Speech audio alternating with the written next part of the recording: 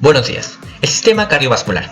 El corazón es el órgano central del sistema circulatorio, el encargado de impulsar sangre a todo el cuerpo a través de los vasos sanguíneos. Esta importante función cardíaca comienza muy pronto en la vida prenatal y concluye cuando el organismo muere. Una alteración trae importantes trastornos a todos los tejidos del cuerpo que necesitan de su aporte sanguíneo.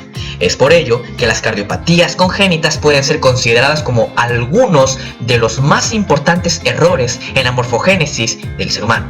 Se consideran cardiopatías congénitas a cualquier alteración morfológica o fisiológica del corazón mismo o de los vasos sanguíneos grandes, entiéndase, arterias o venas, presente en el momento del nacimiento. Pueden manifestarse en el periodo neonatal o hacerlo meses o incluso años después del nacimiento. En general, se les considera como alteraciones de etiología multifactorial y pueden presentarse como defectos aislados o asociándose con otros defectos, así como también alteraciones genéticas o cromosómicas formando síndromes polimalformativos. La interrupción del callado aórtico es una anomalía muy poco frecuente con una incidencia del 1 al 1.3% de las cardiopatías congénitas en nacidos vivos, caracterizada por una discontinuidad anatómica entre los segmentos del arco aórtico. La aorta ascendente y algunas ramas de la aorta transversa permanecerán conectadas al ventrículo izquierdo, mientras que las restantes ramas de la aorta transversa y la aorta descendente se unirán por medio del ductus arterioso o el conducto arterioso a la arteria pulmonar y correspondientemente al ventrículo derecho. Existen tres tipos: el tipo A, que ocurre entre la arteria subclavia izquierda y la aorta descendente; el tipo B, que ocurre entre la carótida izquierda y la subclavia izquierda; y el tipo C, que ocurre en el tronco innominado y la carótida izquierda. También tenemos lo que es la capa o proceso alterado, se debe a los patrones de regresión anómalo en el cuarto arco aórtico, tanto el derecho como el izquierdo. En el mayor número de los casos, la interrupción se ubica entre la arteria carótida y la subclavia izquierda también. El periodo o semana que ocurre esta alteración es en las primeras 57 semanas de desarrollo intrauterino y su etiología es aún desconocida, aunque se asocia a lesiones o síndromes de tipo genético como la microdeleción del cromosoma 22q11 o el síndrome de George y el síndrome velocardiofacial, entre otros. Origen anormal de la arteria subclavia derecha. Tenemos que es una anomalía muy frecuente y se origina anillos vasculares y en ocasiones no presenta síntomas. Esta se presenta cuando la arteria del cuarto arco faríngeo se forma en un segmento distal de la aorta dorsal derecha y séptima arteria. En este caso es durante la cuarta y quinta semana mientras se están formando los arcos faringios y su incidencia es en individuos con síndrome de George o de Down. Tenemos el origen anormal de la arteria pulmonar. En este caso es la ausencia unilateral de la arteria pulmonar. Esto va a presentar una agenesia en la rama pulmonar izquierda o derecha y presenta también una ausencia parcial o total del pulmón ipsilateral. Esta es conocida como la interrupción proximal de la arteria pulmonar y es una alteración en la formación del sexto arco aórtico. Esto ocurre durante la cuarta y quinta semana y son anomalías congénitas. Transposición de las grandes arterias. Es un defecto donde se revierten las dos arterias principales, aorta y pulmonar, que transportan la sangre fuera del corazón.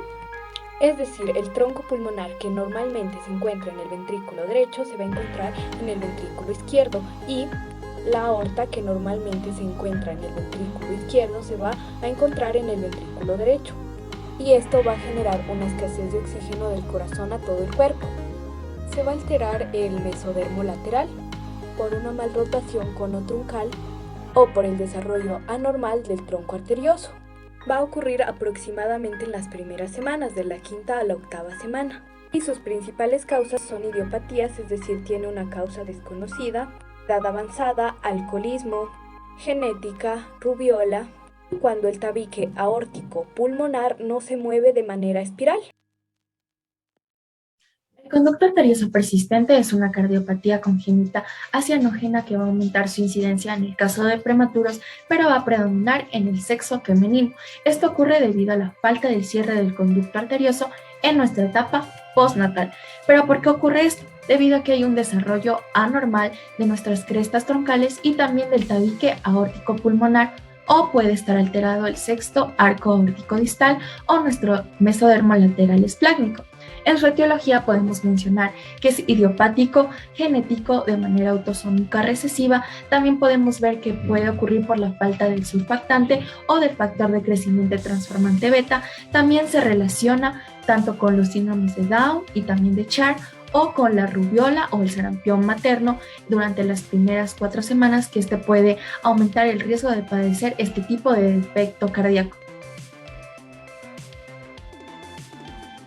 El sistema linfático está constituido por lo que es vasos y nodos linfáticos. Los vasos linfáticos son conductos con ramificaciones convergentes encargados de recoger y aportar al sistema venoso dos importantes líquidos del organismo, lo que es la linfa y el quilo, que es de origen intestinal. Comienza a desarrollarse al final de la 6ª semana, aproximadamente 2 semanas después de identificarse el primordio del sistema cardiovascular. Sus vasos se desarrollan de manera similar a los vasos sanguíneos.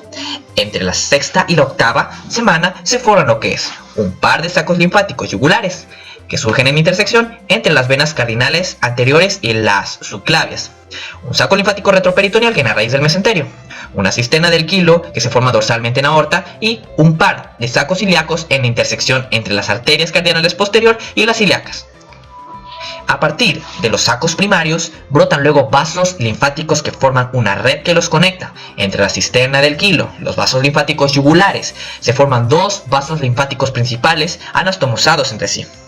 La parte caudal del vaso derecho y la anastomosis y la parte cefálica del vaso izquierdo originan lo que es el conducto torácico, y la porción más cefálica del vaso linfático derecho persiste y forma lo que es el conducto linfático derecho. Hidroma quístico, o también llamado linfagioma, es un defecto que se produce en el sistema linfático. Se origina por una producción excesiva de linfa, por el crecimiento de tejido linfático o por una transformación anormal de los sacos linfáticos yugulares. Aquella transformación ocurre en los puntos de unión de las venas cardinales, subclavias y anteriores. Provoca la presencia de un tumor benigno de tamaño variable y consistencia líquida debido a la acumulación de linfa. En algunos casos puede llegar a acumular sangre, pero esto es en caso de que se produzca algún tipo de trauma. Este tipo de defecto congénito suele ocurrir a finales de la 6ª semana del desarrollo prenatal, debido a que se produce algún tipo de daño en la capa embrionaria del mesodermo lateral esplácnico. Entre su etiología se encuentra la condición hereditaria autosómica dominante, o también se puede producir por mutaciones genéticas. Linfedema congénito, o también llamada enfermedad de Milroy, corresponde a un cuadro de edema difuso en alguna parte del cuerpo. Se manifiesta con un aumento de volumen que generalmente ocurre en algún miembro. Puede ser unilateral o bilateral. En caso de ser unilateral, la extremidad inferior derecha es la que usualmente se ve afectada. Ocurre por la alteración en el proceso de conexión de los vasos linfáticos con los sacos linfáticos, es decir, en el saco linfático yugular. También se ve afectada la zona de los sacos linfáticos ilíacos, que se dirige hacia la zona del tronco inferior, es decir, hacia los miembros inferiores.